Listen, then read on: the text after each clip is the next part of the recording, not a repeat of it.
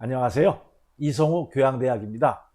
조명 디자이너 문동민님이 제작한 벡터웍스 조명 프로그램 기본적 활용 방법에 대한 2회차 동영상을 보시겠습니다.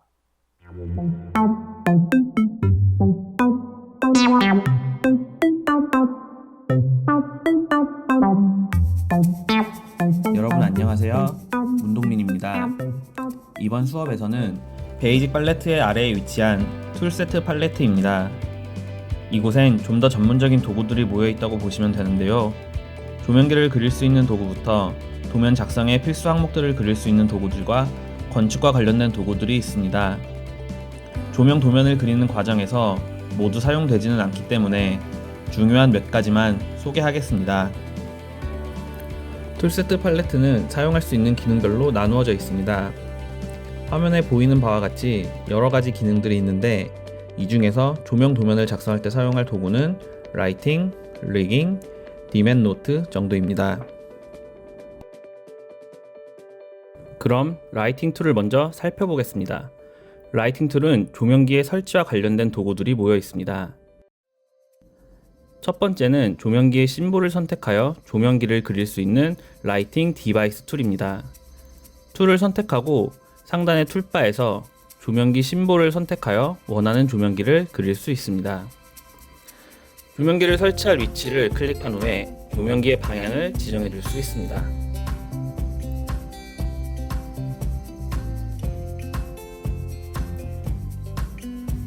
두 번째는 조명기에 액세서리를 넣을 수 있는 라이팅 액세서리 툴입니다. 툴을 선택하고 라이팅 디바이스 툴과 마찬가지로 상단의 툴바에서 액세서리를 선택해 준 다음 액세서리를 넣을 조명기를 클릭해 주면 됩니다. 세 번째는 행잉 포지션 툴입니다. 조명기를 설치할 수 있는 구조물을 그려주는 툴로 미리 심볼로 만들어 놓은 파이프나 레더를 선택하여 그려줄 수 있습니다. 다른 툴과 마찬가지로 상단의 툴바에서 심볼을 선택해 준 다음 도면에 원하는 위치에 클릭을 하게 되면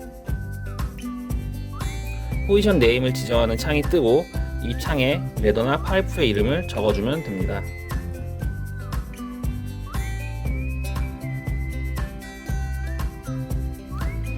그 다음은 포커스 포인트 툴입니다. 포커스 포인트 툴은 도면에 조명기의 포커스 포인트를 지정해 주는 툴로 툴을 선택하고 포커스를 맞춰줄 위치를 클릭하게 되면 작은 창이 하나 뜨는데요. 네임 칸에는 포커스 포인트의 이름을, 그 아래에 있는 포커스 헤이스트 칸에는 포커스를 맞출 높이를 각각 입력해 줍니다.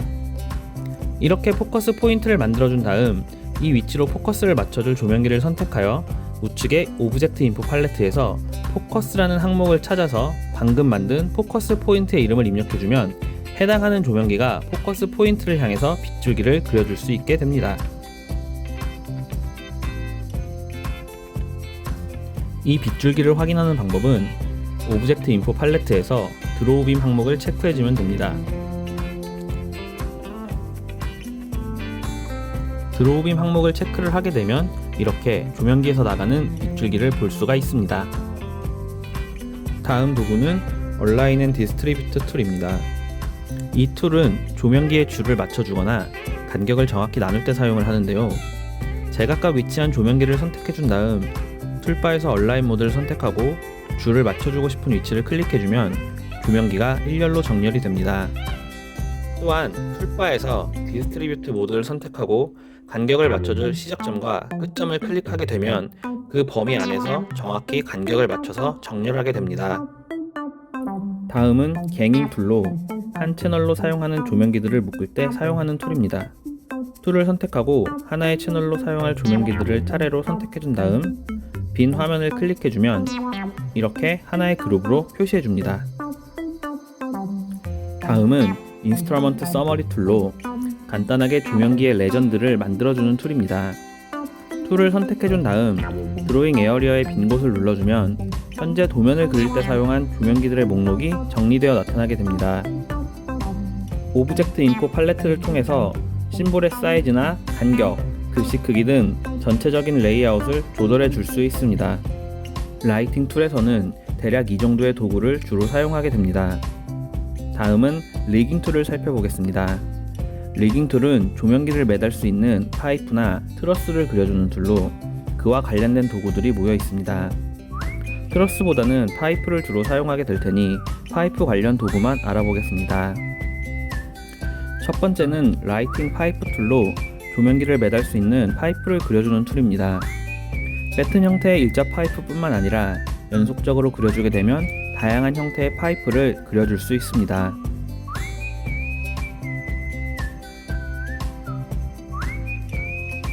파이프를 그려준 다음 오브젝트 인포 팔레트에서 파이프의 이름, 파이프의 두께, 굵기 등 파이프의 정보를 입력해 줄 수 있습니다.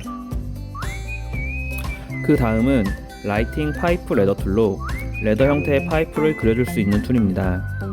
툴을 선택하고 그려주게 되면 일자 형태의 파이프가 나타나게 되는데 오브젝트 인포에서 레더의 크기나 칸의 수를 입력해 줄 수 있습니다.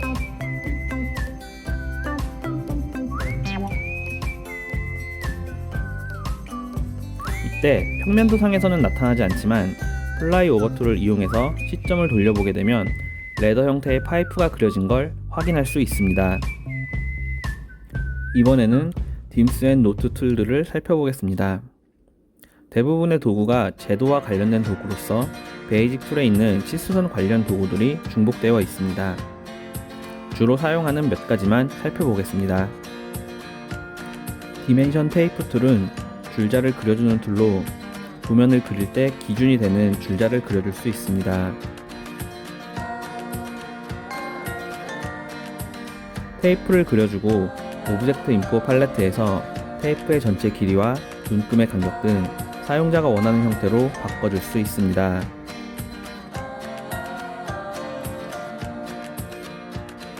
타이틀 블록 보더 툴은 도면에 타이틀 블록을 그려주는 툴입니다.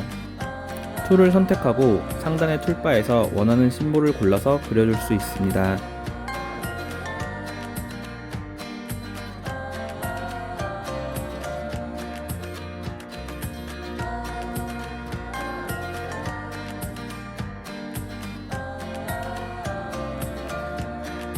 기본적으로 제공되는 간단한 양식이나 USITT 양식의 타이틀 블록을 골라서 사용해도 되고 본인만의 양식을 미리 심볼로 만들어서 사용할 수도 있습니다. 오브젝트 인포 팔레트를 통해서 용지의 크기나 도면의 스케일 등 전반적인 정보를 입력해 줄 수 있습니다. 다음으로 알아볼 항목은 늘 화면에 띄어져 있는 어트리뷰트 팔레트와 스냅핑 팔레트입니다. 이 두 팔레트는 기본 화면으로 늘 나와 있으며 만약 보이지 않는다면 상단 메뉴바에 윈도우, 팔레트 항목을 통해서 켜줄 수 있습니다. 먼저 어트리뷰트 팔레트는 도면에 그려준 객체의 속성을 바꿔줄 수 있는 기능을 하는데 객체의 면, 선, 그림자 등을 조절해 줄 수 있습니다. 팔레트의 위쪽 페인트 톤 모양은 필 스타일 기능으로 면의 색을 바꿔줄 수도 있고 패턴이나 패치 등을 넣어줄 수도 있습니다.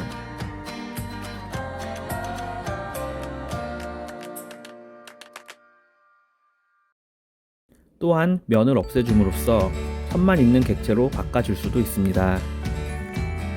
아래쪽 펜 모양의 펜 스타일 기능은 객체의 선의 색깔, 두께, 종류를 바꿔줄 수 있습니다.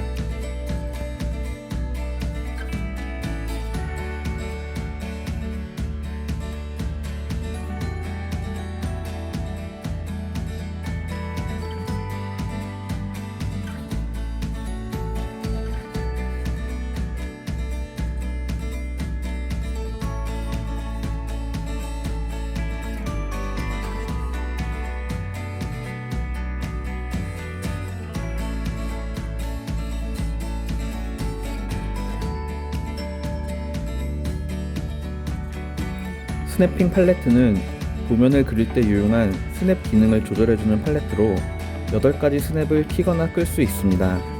각각의 스냅은 그 기능에 맞게 키고 꺼주므로 도면을 그릴 때 좀 더 편하게 그릴 수 있게 도와줍니다.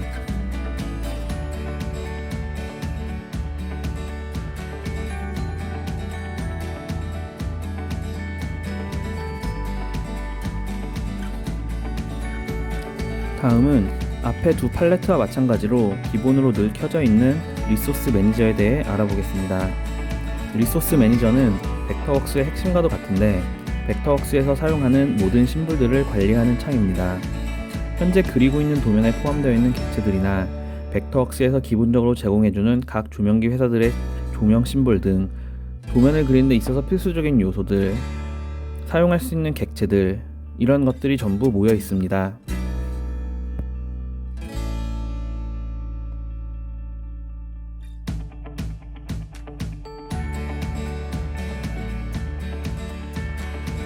다음은 화면의 우측에 자리 잡고 있는 오브젝트 인포 팔레트입니다.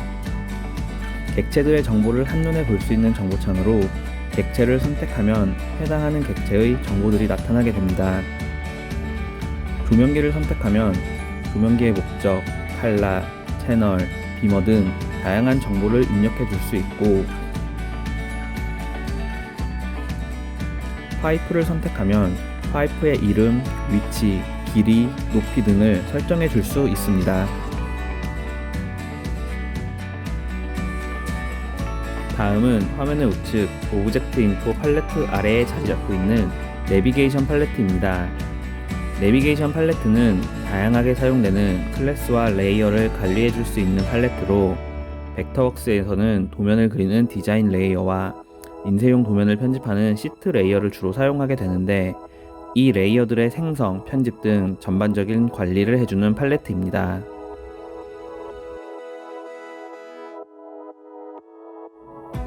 상단에 위치한 뷰바는 시트 레이어와 디자인 레이어를 선택해서 오갈 수 있고, 전체 도면의 스케일이나 줌 상태를 확인할 수 있습니다. 또한 2D와 3D 시점을 변경해 줄 수 있고 3D 렌더링을 할 수 있는 기능도 있습니다.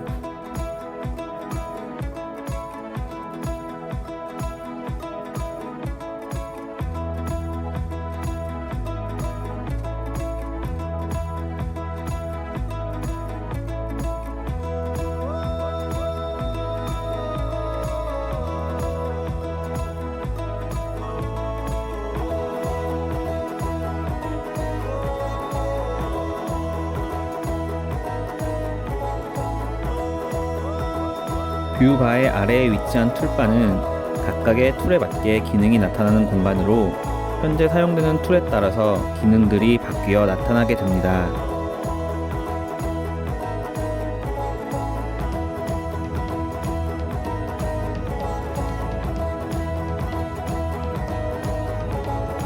지금까지 벡터웍스의 기본 화면 구성과 기초 도구들에 대해 간략히 알아봤습니다. 워낙에 기능이 많고 복잡한 프로그램이다 보니 세세하게 알려드리기에는 한계가 있어서 가볍게 훑어봤습니다. 다음 과정으로는 극장이 제공하는 PDF로 그려진 도면을 불러와서 기본 도구들을 사용하여 극장 도면을 따라 그려보도록 하겠습니다.